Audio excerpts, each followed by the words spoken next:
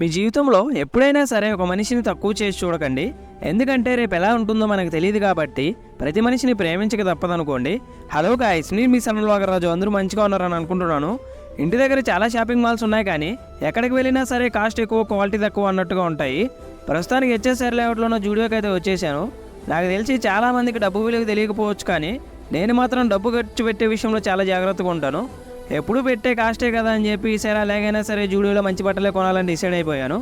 నిజంగా ఇక్కడ ఉన్న కలెక్షన్ చూస్తే ఎవరికైనా మతిపోవాల్సిందే.